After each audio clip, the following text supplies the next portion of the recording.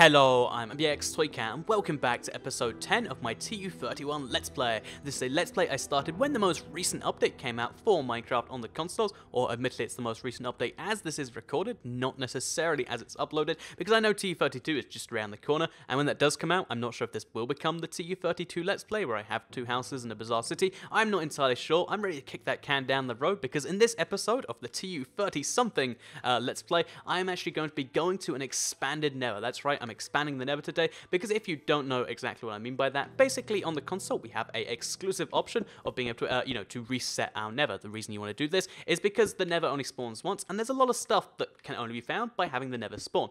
So basically by being able to reset the Nether, like we can, also making a super wide portal, because I want it to be a brand new portal for TU31, but I also don't want ghast to come through, which they can if you make one that's too big, so pro tip there. But yeah, basically, to actually stay back on point, yeah, basically we're going to be going to an expanded Nether, because if, like me, you have a world that started as a classic or started as any other type of world, and then you expand it, if you reset your Nether, resetting just destroys it, it means that you can actually go to an expanded Nether, which is going to be brand new for two reasons, because not only is it going to be a bigger Nether than it was before, but also because the Nether generation changed. There's just a donkey family inside this house, which I know is, it fits the theme of like there being a pond and donkeys in my house, but I think we're getting a little bit excessive in there. Maybe we should deal with that at some point. But yeah, that's in today's episode. I'm going to be going to an expanded Nether, which the reason I'm coming back here is because I forgot to bring some flint. I forgot to bring some flint for the flint steel, and also some cobblestone for the portal. But yeah, in this episode we'll be going to the Nether, and I'm going to be talking about polygraph tests and a few other things, because or lie detectors as they're commonly known, because I like to talk about other stuff, and lie detectors have this really weird reputation, either one way or the other on the internet, and like with most things in life, it's somewhere right in between. So yeah, I'm going to be doing all of that in today's video. If you do like it, please do like it and let me know, because it does help out the channel a lot, and it lets me know you do like it. I want to see more like this on your like in general, because this is Let's Play week, where we've been doing a Let's Play every single day. It's every single like morning for most people, and yeah, in this particular Let's Play, I think I said what we're doing already. So rather than repeating myself, let's just head straight into the Nether, shall we? So yeah, like when it comes to custom-sized portals, I'm still not entirely there yet, because so many times I'll make a portal that's like only 2 blocks high or something like that, and I really wish there was a little bit more customization there. So also, I wish that, when you made a portal, it'd be the same size on the other side, because it seems kind of, like anticlimactic or anti-dramatic or anti lots of things, I guess, that, on one side of the portal, it's this massive thing that, fits into the chaos realm that it kind of is in, and then on the other side, it's just like, oh yeah, here's a regular portal. You remember the old portals back when you didn't used to be able to customize them? Yeah, here's one of those, and I guess it's there to remind me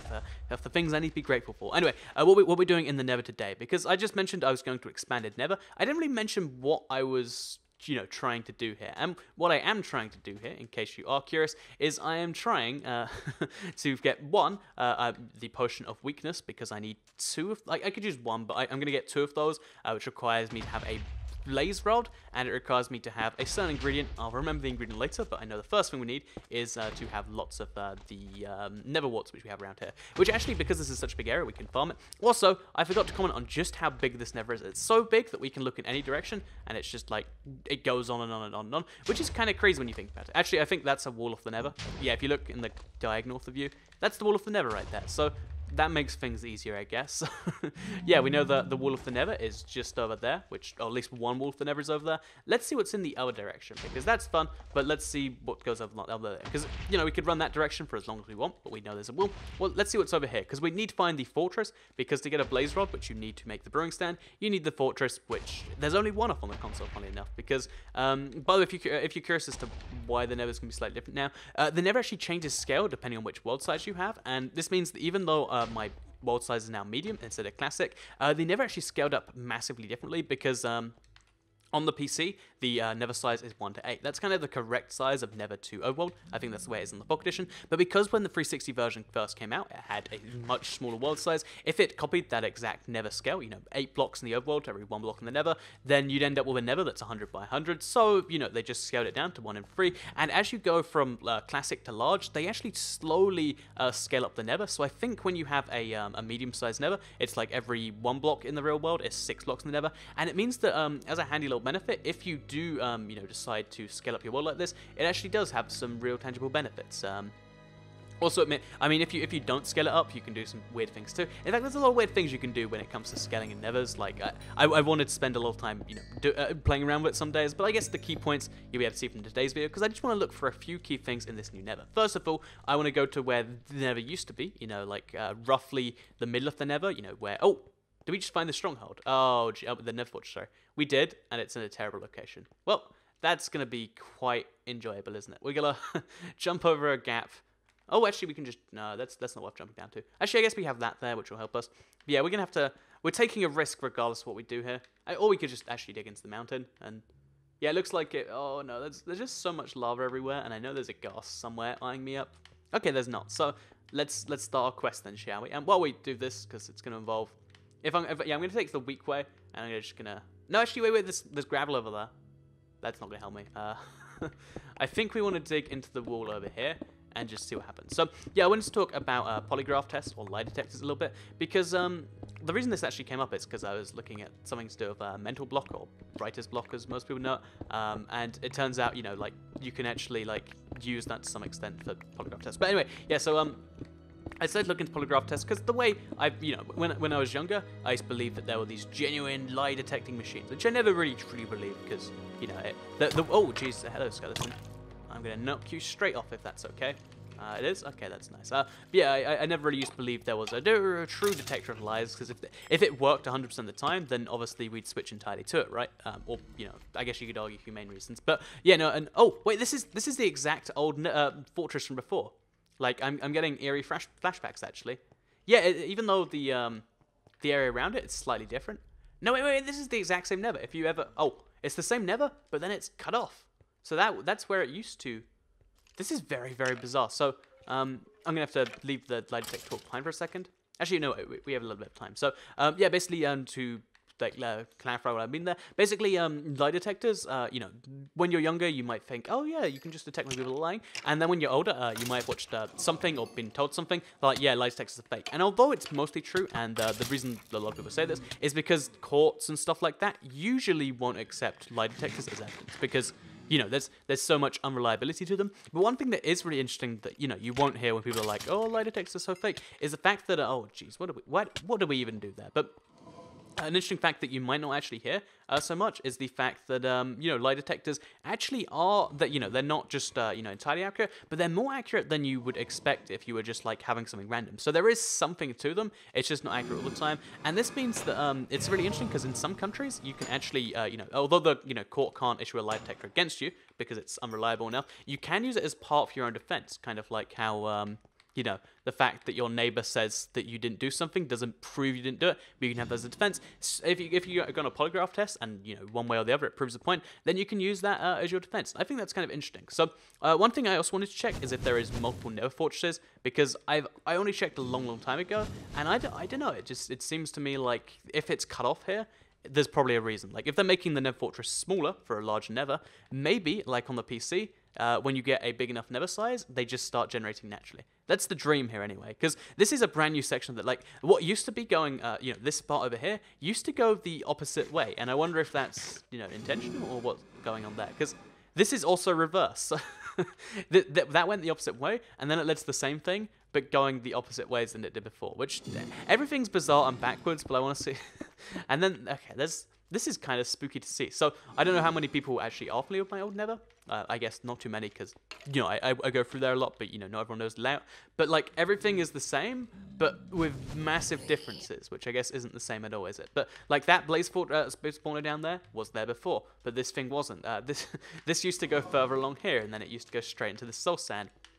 And it's really, really bizarre the way it's made some very, very subtle changes. But either way, if we're going to use the fact that it has subtle changes to actually allow us to get some chests, because the chest always contains, or not always, but I believe they used to contain stuff like diamonds, which I wouldn't allow myself to just get over and over again, because that's basically borderline cheating. But because, we've got a brand new Nether, that means brand new diamonds, and I'm going to go ahead and check some of those out, except I can't, because this just ends in a dead end. Okay, this is a very, very bizarre experience. If you have a classic size world and you're ever on the, you expand to the PS4, the Xbox One, I guess this is one of the fun things you get to experience, what a brand new Nether is like. So, I'm going to try and look around, see if there's another fortress. I don't imagine there is. Like I said, one of the things about console is that there is just the one per world. Because, fun little bit of history fact, if you haven't been around for all of Minecraft console's history, it actually used to be the exact same generation method as the PC, where it would just generate them, from place to place. But then they realized after they did that because you need one for every single world, there was this temporary period where you couldn't actually, like, if you got unlucky with your Nether, you couldn't complete the game because you didn't have an Nether fortress, which you need for the blaze rods, which you need to, obviously fight the Ender Dragon. And yeah, that's one of those like kind of small oversights that's like, yeah, that's kind of funny. Because for a little bit, just the End Dragon was out, but you needed a specific seed to actually do anything about that, and that's kind of funny to me. So that's why they actually introduced the reset never option. I think for that, and okay, we're gonna go inside the wall now because it's safer in here. It's for that, and it was also for the the things I mentioned, where like for instance. Getting glowstone, it's super limited, and they were just like, well, if we have a reset never option, that fixes a lot of issues, and it really does. And I'm imagining that when the end comes out, the end islands come out, when the end's kind of revamped in 1.9 or the console equivalent, I imagine what they might do is they might actually include the like an end reset option, so you can have the end islands reset, or just have your end in general reset. Because on the PC for the longest time they had this really janky method where like if you made a creeper face out of like blocks, it would reset your end, and I'm thinking no, you could just do that automatically in the console. So that's something exciting to think about the future. But anyway, so while we're running around the Nether just looking around for a ghostly second fortress, or at the very least just something cool, because the Nether doesn't really have too much besides glowstone. Like a lot of if once you find your fortress, you kind of found everything. But I do want to just give the rest a look just in case, because lots of things change from time to time. One of those things could be Nether fortresses, which in theory could on the other consoles retain their PC-like format of just being as many or as few as there is. And based on the fact that mine got really morphed up and glitched and stuff, I think that could be a possibility. But yeah, so while we do all of that, I wanted to talk about gamification a little bit, because gamification is something I'm a big proponent of. I'll mention this every now and then, and the reason I was thinking about it is because the running app I've been using this week, because I've been doing basically I like running as like a practical application of like I need to be from one place to the other. Getting on public transport is going to take X amount of money and X amount of time. Getting a taxi takes a lot of money and not so much time. But there's always different ways, and then there's always walking, but walking's kind of slow. Running is just walking, but faster, which sounds ridiculous to say when I say it like that, but it is actually it is the truth. I mean, even if it's ridiculous, it is still the truth. And basically, yes, so I've been using an app which I got for like 10p. It's called Runtastic Pro, in case you're curious. Just in case you are like into the 10p running app market. But yeah, so I like quite a few things they do. I also don't like a few things they do. But one of the things that they have got going on is like gamification, where they have leaderboards, they have a bunch of things like that. And I was just like, yeah, this does inspire me to run more. It shows me like a big list of my progressions, and I'm like, oh, I'd really like to do this. And it's bizarre to me because like with the subject of mental block earlier, which I would say it's something I get really bad, but believing that I get it way worse than someone else is like a bizarre thing to think. But yeah, so we didn't actually ever get a blaze rod, did we? I always just assumed that if you kill like 3 or 4 blazes, you're gonna have a blaze rod, but I guess it doesn't work that way. So we need to go back to the place we're going to, which is up there. Also, there are so many casts. Okay, so let's go back to the blazes, and we'll do that. Like I said, so gamification is something I'm really excited about, because if you don't know, gamification is kind of using game-like elements outside of gaming to do some cool things. And I think a lot of the biggest applications are inside gaming, like when Microsoft released the Xbox 360. One of the massive things that was like just truly undone to that point was the achievement system. Also weird. Really in a big minefield here, but yeah, with the achievement system, like it basically meant that even if you're playing a bad game, you're kind of excited to play it, because you're going to get some achievements. And it's funny, a lot of the games that sold really well didn't sell so well based on just their merit, but also based on their achievement strength. So stuff like Peter Jackson's King Kong, I bought that game not because I heard it was good, but because I heard the 1,000 game score was easy. And I know so many people did the same. Like, there are literally hundreds of thousands of people with, like 1,000 G for that game. I actually never completed it. I heard it was so easy, but I never managed to complete it. And that's one of those things where it's like, yeah, I'm just apparently not good at things. But yeah, so let's go back onto the top. Also, I have no idea where the fortress is. So I guess we'll just look around this vague area, because I know it was roughly east of the spawn. Actually, I just made up a direction because I don't know where that is. So, yeah, basically, there's a lot of games that sell well, just no achievements. And if you think about it, your coffee shop, or a coffee shop that you've probably heard of, does a thing called, where it's like the loyalty program, where every 10 of something you do gets you, every 10 copies or every 10 whatevers gets you the 11th one for free, or maybe the first 9 gets you the 10th for free, whatever it is. Sometimes it's 6, sometimes it's less than 6, but you know, it's a common thing to have a loyalty program like that, and people really like those. Like it's kind of gamifying. It's like leveling up, if you will, when every time you... Also, is that another Nether fortress? I think it is. I think we've just proven something interesting. That is exciting. I think I was going the right direction for the first one. Or maybe this is the mangled other half of the first fortress. Okay, we're gonna kill it. Actually, wait, let's make this easy on ourselves. Yeah. But yeah, so, basically, a handy, I just think the gamification should be done in more options for life, because it just works in so many situations. It makes you want to buy more coffee, if that's how it works. It can make you do this, and as long as it's used in, like, benevolent ways, if you will, like, ways that are actually good for people, then I think that's great. Like, for instance, I mentioned this example, and people kind of lost me when I mentioned this before. I was like, okay, so I'd really love it if you could have... Oh, geez, I'd love it if my Hoover had, you know, achievements on it, and, you know, imagine if I Hoover, like, 1,000 meter... Oh, geez, if I, you know, went for 1,000... meters or 1,000 whatever of distance, and then unlocks a new feature or something like that, or you know, levels up, and then that level can go towards something or other. I don't know, just, you know, progression is something we love as humans, and it's weird to me that we kind of have to trick our brain in so many different circumstances. Like, even though we are our brain. Like, if you don't know, you... I guess this is almost going into like the soul discussion, which might break the no religion thing. But you know, regardless of how you look at it, your brain is a part. Like, oh geez, you know, you are your brain. That's something I doubt many people can truly disagree with. But yeah, you know, when you're kind of controlling your brain, if you will. Also, we got the blaze rod we need, so let's just throw away this mushroom. We'll get another one because strength potions are pretty cool. But yeah, even though you are your brain, you have to kind of convince your brain in so many different ways to do things. And it's stuff like, you know, you can be tricked into doing things with really simple stuff. Like, you know, that buying 10 copies to get your level free, it really is just like a 10% discount. But people see it as like this way bigger thing. Or like, achievements, for instance, they're entirely worthless. No one ever looks at other people's achievements, except actually the gamer score I think comes in from time to time. But yet you really want it because it, you know, gives you that little extra feeling. And you know, the biggest things of this like this are stuff like writer's block. If you think about it, you're like, you know, you want your brain to do the thing, but the brain's just not doing it. The brain's focused on something else. I got a form of this, I guess you could call it like video maker's block. When I Also, why did the blaze not attack me? I think there's still, like, never more token. But, basically, you know, like, I call it video making block, where, like, I'm trying to think of, like, ideas for videos, and then it's just like, oh, I'd rather think about this, or do that, and that. And, one of the bizarre things about this is, like, when I was in college, and I had to work on, you know, kind of creative projects, whenever I was meant to come up with something that I need to do. Also, this is definitely a different fortress, right? Or at the very least, it's a very big part of the fortress that's separated.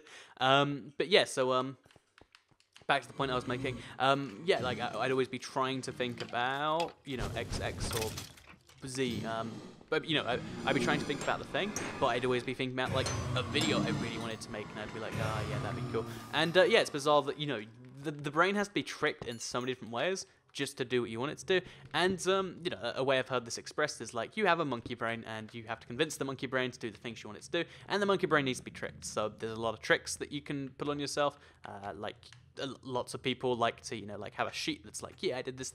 And one of the tricks that I think we need to do more is gamification, bringing it back, because we have super weird brains that we don't seem to fully control. If we can control it in a way that just makes us feel good and makes us want to do the things we want to do. Because, okay, so for instance, you know, everyone wants to be more in shape, presumably, most people, but most people aren't willing to go through the physical, oh, geez, that's a bad situation. Most people aren't willing to go through the physical effort, right? But yeah, most people will know they should, but it's always so difficult to start yourself exercising. But imagine if, you know, you started to lose points if you didn't do it or something like that. You'd be like, oh, I don't want to lose the points, and then, you know, it's like, yeah, you get some points because you didn't lose them, or yeah, stuff like that, I think, is something that'd be really good. So, I think maybe I've just shared, like, something that because I've always thought that, like, gamifying more things in life is how you can make stuff cooler, because more and more stuff does it. Like, you know, loyalty programs are one of the examples. So they came in like 20 years ago. They encourage you to shop one place. When you shop that place, you get these points, and those points then use real things. And you just get them for spending points there, and somehow it gives you this big loyalty to their brand. And that's kind of using it almost evilly. I'm not going to say it's true evilly, but, you know, it's like, ooh, yeah, that's kind of like on the borderline of, like, okay to evil. Whereas, you know, if you think about it, like, oh, so I really need to exercise or lose some points. That's not evil. That's just like, yeah, that's I kind of wanted to do that anyway, and now that the app is kind of forcing me. And that's, oh, also we found, is this just a, maybe it's the same Nether fortress, but it's just broken up into lots of pieces. Either way, I'll take it, I guess. We should probably put some cobblestone and some bones and the single mushroom, which won't ever leave us. And we can get some more Nether wart later. Actually, okay, let's try and focus. The bow is useful though, so we'll take out the gold ingot, the single one, because I bet we'll find more. And yeah, we're doing pretty well for our Nether. Oh, a saddle. Always like me some saddles. Because, again, this looks like another part of that same fortress from before. I mean, to be fair, so if you don't know, fortresses kind of generate pseudo-randomly, like they're random but within certain parameters. And most things actually do generate that way. You know, they do the thing. Oh, we have a skeleton of armor. That's a nice rare find for the Nether. But yeah, most things actually do generate pseudo-randomly, where it's like they generate with there's a certain number of like pre-built blocks they can generate with, and they'll just randomly pick them. And yeah, it's this. I've wanted to talk for a while actually about. Oh, that's exciting. Rare little find. Yeah, I think this fortress is too big to be one. It must be 2, maybe 3 separate fortresses in the world, which is it's nice, especially since you only get one. Oh wait, no, is this leading back to over here? Yeah, because you only get 1 stronghold per world on the console, which is kind of weird. Yeah, one of the things about like randomly generating stuff that I think is cool is the subject of the earlier Elder Scrolls games. So if you don't know the most recent Elder Scrolls games and Fallout 4, and I'm sure everyone's heard of either Skyrim or Fallout 4. If you haven't, they're pretty big games. You should play one sometime. They're a big time sink. If you have a weekend that you'd like to suddenly vanish, there is nothing better than an Elder Scrolls or a Fallout game. But yeah, basically, these games have massive worlds, right? And one of the earlier games actually had the biggest world of like any game that, well, not for any game, but it's one of the biggest worlds of any game at the time it came out. It was the size of like the UK, like double or tripled. So massive, massive world for the Elder Scrolls 2. I think it was called Daggerfall.